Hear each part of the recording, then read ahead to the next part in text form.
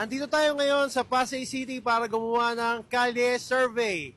Ang tanong, ano ang hatol mo kay ex-speaker Martin Romualdez sa flood control ghost projects? Guilty or not guilty? Tara, samahan niyo ako. Interview lang po. Interview lang kita. Tanong lang naman is, ano ang hatol mo kay ex-speaker Martin Romualdez sa flood control ghost project? Guilty or not guilty?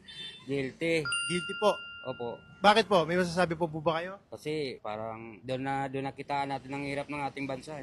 Ayun lang po. Salamat po. Salamat, sir. po. Salamat po. Ano ang hatol mo kay ex-speaker Martin Romualdez sa flood control ghost project? Guilty or not guilty? Guilty siya. Kasi ibang dating eh. Pati si Amy Marcos, kalaban niya eh. Salamat po tayo. Salamat po. Speaker Martin Romualdez sa flood control ghost project. Guilty or not guilty? Guilty. Guilty. Salamat po. Istorbo. Interview lang. Kali survey. Ano ang hatol mo kay ex-speaker Martin Romualdez sa flood control ghost project? Guilty or not guilty? Guilty. Dahil pera ng taong bayan eh. Salamat, sir. Salamat po. Guilty or not guilty? Guilty. Guilty. Salamat po. Thank you po.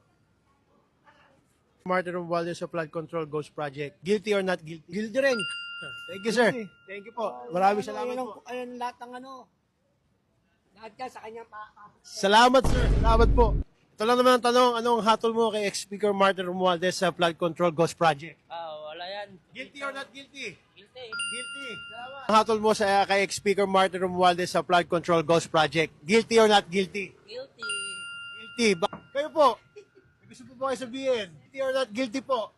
Sir, guilty po.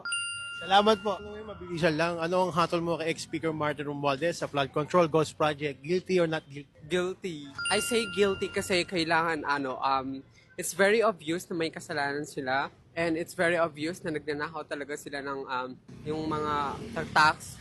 So sana may managot regarding to this matter. Thank you po. Maraming salamat sa boss niyo. Salamat po. Guilty or not guilty? Guilty po. Guilty po. Anong hatol mo kay ex-speaker Martin Romualdez sa flood control ghost project? Guilty or not guilty? Guilty. Guilty. Bakit? Well, it is not yet proven guilty. Pero halata lang siya talagang may kasalanan eh. Meron siyang mga galamay. Pero kung tatawagin niya sa Kongreso, mas mabuti. Para sa akin, guilty yun. Kasi sabi ng tulad ni Sir, madaming galamay, dami ding napakita mga pera. Para lang sa akin, guilty siya. Salamat po. Sa flood control ghost project, guilty or not guilty? Flood control ghost project, guilty or not guilty? Guilty. Guilty po. Salamat po.